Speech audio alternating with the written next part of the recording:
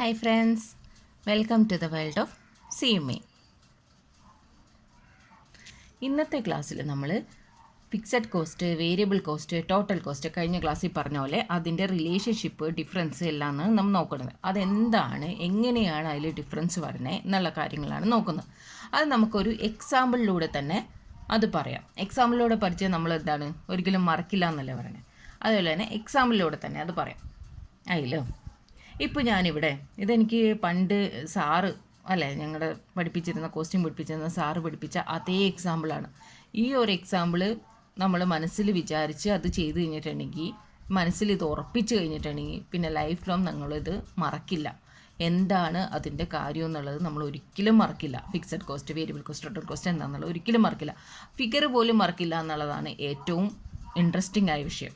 ഇതെനിക്ക് സാറ് പറഞ്ഞു തന്നതാണ്. അത് കുറേ നാളായാലും അത് ആ ഒരു ഫിക്സഡ് കോസ്റ്റ്, വേരിയബിൾ കോസ്റ്റിന് അതിൻ്റെ റിലേഷൻ വരുമ്പോൾ എനിക്ക് ഓർമ്മ വരുന്ന എക്സാമ്പിൾ ഈ ഒരു എക്സാമ്പിളാണ്. അത് തന്നെ ഞാൻ നിങ്ങൾക്കും പറഞ്ഞു തരികയാണ്. വേരിയബിൾ കോസ്റ്റ് പെർ യൂണിറ്റ് എന്ന് പറഞ്ഞാൽ നമ്മളിവിടെ 10 ആയിട്ട് എടുക്കുവാണ്. ഫിക്സഡ് കോസ്റ്റ് 5000 ആയിട്ടും എടുക്കുവാണ്. ഇനി നമുക്ക് അതിൻ്റെ റിലേഷൻ നോക്കണം. റിലേഷൻ നോക്കാനായിട്ട് ഞാനിവിടെ ഔട്ട്പുട്ട് ഒരു കോളം വരയ്ക്കുവാണ്. അതേപോലെ തന്നെ എന്താണ് fixed cost, variable cost, total cost, അങ്ങനെയുള്ള 4 കോളം വരക്കുവാണ്. എന്നിട്ട് ഇവിടെ ഔട്ട്പുട്ട് എന്നുള്ളിടത്ത് ഞാൻ 50 ഇടുവാണ്.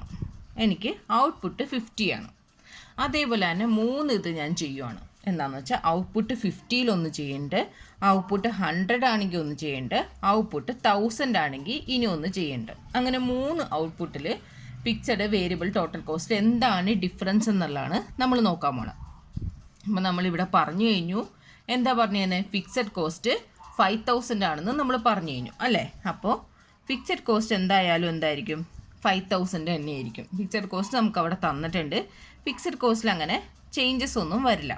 ഓക്കെ, ഫിക്സഡ് കോസ്റ്റ് 5000 തന്നെയാണ്.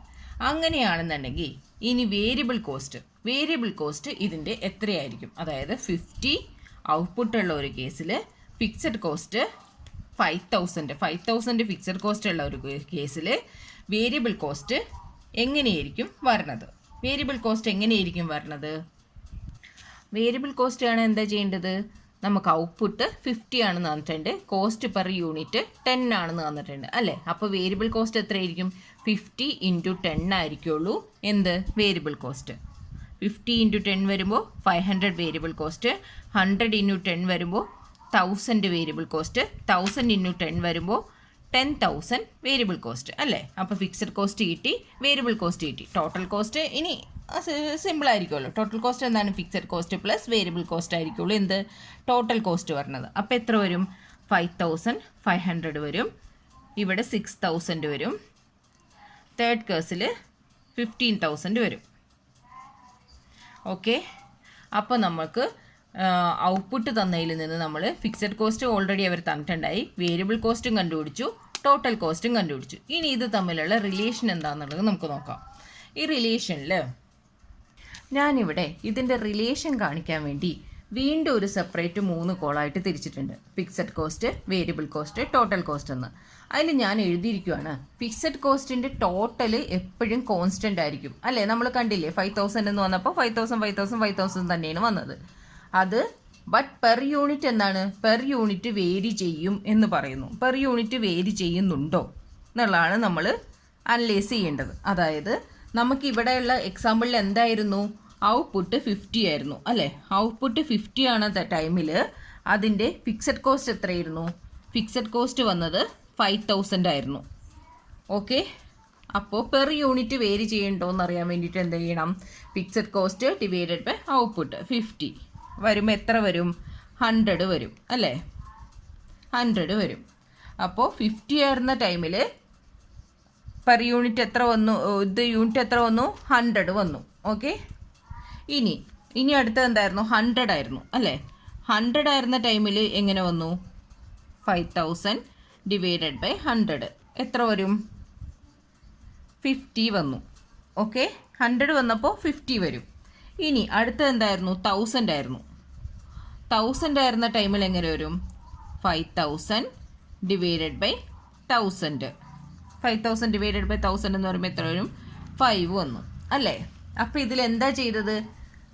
ഫിക്സഡ് കോസ്റ്റ് എന്തായിരുന്നു? ഫിക്സഡ് കോസ്റ്റ് ഓൾവേസ് കോൺസ്റ്റന്റ് ആണ് അല്ലേ. ഫിക്സഡ് കോസ്റ്റ് എന്ന് പറഞ്ഞാൽ ഒരു 100% കപ്പാസിറ്റി വരേക്കും ഫിക്സഡ് കോസ്റ്റ് എന്താവില്ല, ചേഞ്ച് ആവില്ല. അതെന്താണെന്നറിയാവോ? ഫിക്സഡ് കോസ്റ്റ് 100% കപ്പാസിറ്റി വരേക്കും ചേഞ്ച് ആവില്ല എന്ന് പറയുന്നതിന് കാരണം എന്താണെന്നറിയാവോ? ഇപ്പോൾ ഒരു ബോക്സ്, ഇപ്പോൾ നമ്മൾ ഒരു എക്സാമ്പിൾ പറയുകയാണെ, ഒരു ബോക്സ്, ആ ഒരു ബോക്സിൽ ഒരു 10 ബോട്ടിൽ വെക്കാമെന്ന് വിചാരിച്ചോ. ഒരു ബോക്സിൽ മാക്സിമം കപ്പാസിറ്റി എന്ന് പറയുന്നത് 10 ബോട്ടിലാണ്, വേണ്ട 100 ബോട്ടിലാണ്. ഒരു ബോക്സിൽ, ഒരു വലിയൊരു ബോക്സിൽ, ഒരു കബോർഡ് സൈസ് എന്നൊക്കെ പറയില്ലേ, അതിൽ മാക്സിമം കപ്പാസിറ്റി, അതിൻ്റെ മാക്സിമം കപ്പാസിറ്റി എന്ന് പറയുന്നത് 100 ബോട്ടിൽ, ചെറിയ 100 ബോട്ടിൽ വെക്കണതാണ്. പക്ഷേ എനിക്കവിടെ എന്ത് ചെയ്യാൻ പറ്റി? എനിക്കൊരു 150 ബോട്ടിലും കൂടി വെക്കേണ്ട ആവശ്യമുണ്ടായിരുന്നു. കാരണം അപ്പോഴേ എൻ്റെ ബോട്ടിൽ കാലിയാവുള്ളൂ. 150 ബോട്ടിൽ വെക്കേണ്ട ആവശ്യമുണ്ടായിരുന്നു. അപ്പം ഞാൻ എന്ത് ചെയ്യണം? ഈ ബോക്സിൻ്റെ അല്ലേ, വലിയ ബോക്സിൻ്റെ സൈസ് കൂട്ടണം. സൈസ് കൂട്ടാതെ അതിൽ മാക്സിമം കപ്പാസിറ്റി 100 ആണ്, 150 വെക്കണമെന്നുണ്ടെങ്കിൽ എന്ത് ചെയ്യണം? ഇതിൻ്റെ മാക്സിമം കപ്പാസിറ്റി എന്ത് ചെയ്യണം? കൂട്ടണം, ഇൻക്രീസ് ചെയ്യണം അല്ലേ. ഇൻക്രീസ് ചെയ്യുമ്പോൾ മാത്രമേ എനിക്ക് 100 എന്നുള്ള സ്ഥാനത്ത് 150 വെക്കാൻ പറ്റൂ അല്ലേ. 150 വെക്കാൻ പറ്റും. അപ്പോൾ ഇൻക്രീസ് ആകുമ്പോൾ തന്നെ അതെന്ത് ചെയ്യും? ആ ബോക്സിൻ്റെ സൈസ് ഇൻക്രീസ് ആവണനുസരിച്ച് അതിൻ്റെ പ്രൈസിലും വ്യത്യാസം വരും, ബാലൻസ് കോസ്റ്റിലും വ്യത്യാസം വരും. അതാണ് പറയണത്. ആ 100% ആ ബോക്സിന് എത്രയാണോ കപ്പാസിറ്റി 100, ആ 100 വെക്കണ വരേക്കും എന്ത് ചെയ്യും? ആ ഫിക്സഡ് കോസ്റ്റ് ചേഞ്ച് ആവില്ല. പക്ഷെ അതിൽ കൂടുതൽ വരുവാണെന്നുണ്ടെങ്കിൽ ഫിക്സഡ് കോസ്റ്റിൽ ചേഞ്ച് വന്നാൽ നമ്മൾ ഇവിടെ കൊടുത്തിരുന്ന പ്രൈസ് അല്ലായിരിക്കും ഇനി പറഞ്ഞ 150 ബോട്ടിൽ വെക്കണമെങ്കിൽ ഉള്ള പ്രൈസ് അല്ലേ. രണ്ടും തമ്മിൽ ഡിഫറൻസ് വരും. അപ്പോൾ പുതിയ ബോക്സ് വാങ്ങണം. പുതിയ ബോക്സ് വാങ്ങിയാലേ 150 അതിൽ മാക്സിമം ചെയ്യാൻ പറ്റുള്ളൂ. അതനുസരിച്ച് ഈ കോസ്റ്റിൽ വ്യത്യാസം വരും അല്ലേ. അതുകൊണ്ട് തന്നെ അതാണ് പറയണത് 100% കപ്പാസിറ്റി വരേക്കും ഫിക്സഡ് കോസ്റ്റ് ചേഞ്ച് ആവില്ല എന്ന് പറയുന്നതിനുള്ള കാരണം. ഇനി നമ്മുടെ മാറ്ററിലേക്ക്, നമ്മുടെ പോയിന്റിലേക്ക് വരാം. ഇനി fixed cost in total is always constant but per unit vary അല്ലേ. നമ്മളിവിടെ പറഞ്ഞ ഫിക്സഡ് കോസ്റ്റ് ടോട്ടലി എപ്പോഴും കോൺസ്റ്റന്റ് ആയിരുന്നു. 5,000 ആയിരുന്നു. പക്ഷേ പെർ യൂണിറ്റ് വേരി ചെയ്യുന്നുണ്ട്. 50 യൂണിറ്റ് വന്നപ്പോൾ അതെന്തായി? 100 ആയി. 100 ഔട്ട്പുട്ട് വരണമെങ്കിൽ അത് 50 ആയി. 1000 വരുമ്പോൾ 5 ആയി. അങ്ങനെ എന്ത് ചെയ്യുന്നു? ഇത് ഔട്ട്പുട്ട് ഇൻക്രീസ് ചെയ്യണതനുസരിച്ച് ഫിക്സഡ് കോസ്റ്റ് പെർ യൂണിറ്റ് എന്ത് ചെയ്തു? ഡിക്രീസ് ചെയ്തു. ഔട്ട്പുട്ട് ഇൻക്രീസ് ചെയ്യണതനുസരിച്ച് fixed cost per unit decrease ചെയ്തു. അതല്ലാണ്ട് ഫിക്സഡ് കോസ്റ്റ് പോലെ എന്ത് ചെയ്ത് കോൺസ്റ്റന്റ് ആയിട്ട് നിൽക്കുകയല്ല ചെയ്തത്. പെർ യൂണിറ്റ് എന്ത് ചെയ്തു? വേരി ചെയ്തുകൊണ്ടേ ഇരിക്കുന്നു. അത് ഔട്ട്പുട്ട് ഇൻക്രീസ് ആകുമ്പോൾ fixed cost per unit decrease ആയിട്ടേ ഇരിക്കുന്നു അല്ലെ. ഇൻവേഴ്സ് റിലേഷൻഷിപ്പിലാണ് പോകുന്നത്. ഇനി വേരിയബിൾ കോസ്റ്റിന്റെ കേസിൽ എങ്ങനെയാണ് നോക്കാം. വേരിയബിൾ കോസ്റ്റിന്റെ കേസ് എടുത്ത് എന്താ ചെയ്യണത്? Variable cost per unit fixed ആണ് അല്ലേ. നമുക്കവിടെ വേരിയബിൾ കോസ്റ്റ് എന്തായിരുന്നു? വേരിയബിൾ കോസ്റ്റ് 10 റുപ്പി ആയിരുന്നു. 10 റുപ്പി തന്നെയാണ് എല്ലാത്തിനും വന്നത്. അപ്പോൾ വേരിയബിൾ കോസ്റ്റിൻ്റെ അടുത്ത പെർ യൂണിറ്റ് ഫിക്സഡ് ആണ്. ഫിക്സഡ് കോസ്റ്റിൻ്റെ അടുത്ത ടോട്ടൽ എമൗണ്ട് ഫിക്സഡ് ആണ്. പെർ യൂണിറ്റ് വ്യത്യാസമാണ്. വേരിയബിൾ കോസ്റ്റിൻ്റെ അടുത്ത പെർ യൂണിറ്റ് ഫിക്സഡ് ആണ്. ടോട്ടൽ എമൗണ്ട് വേരിയബിൾ ആണ്. ആ ടോട്ടൽ എമൗണ്ട് വേരിയബിൾ ആണെന്നുള്ളത് നമുക്കൊന്ന് നോക്കാം. ടോട്ടൽ എമൗണ്ടിൽ ഫസ്റ്റ് എത്രയാണ് വന്നത്? നമുക്ക് വന്നത് 500 ആണ് അല്ലേ. വേരിയബിൾ കോസ്റ്റ് ഫസ്റ്റ് എത്രയാണ് എമൗണ്ട് വന്നത്?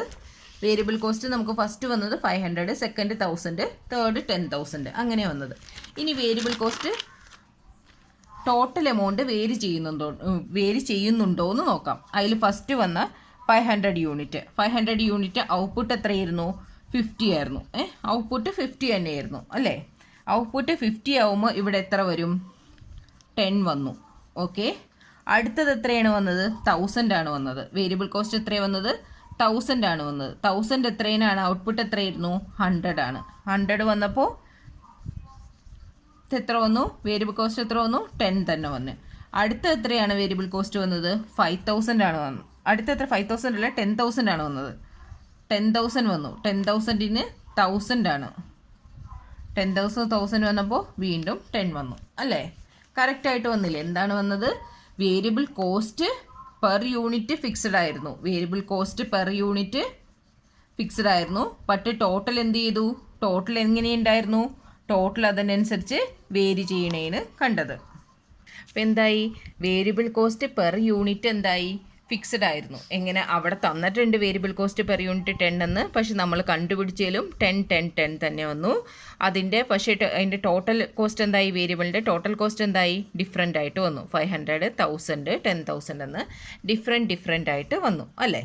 ഇനി നമുക്ക് ടോട്ടൽ കോസ്റ്റിൻ്റെ എന്താണെന്നുള്ളത്, ടോട്ടൽ കോസ്റ്റിൻ്റെ എപ്പോഴും പറഞ്ഞിട്ടുണ്ടെങ്കിൽ എന്താണെന്നറിയോ, economics of large scale operation. അതാണ് ഞാൻ എപ്പോഴും ടോട്ടൽ കോസ്റ്റ് എന്ന് വരുമ്പോൾ എപ്പോഴും ഓർത്ത് വെക്കണത്. അതാണ് എന്താണ്, economics of large scale operation.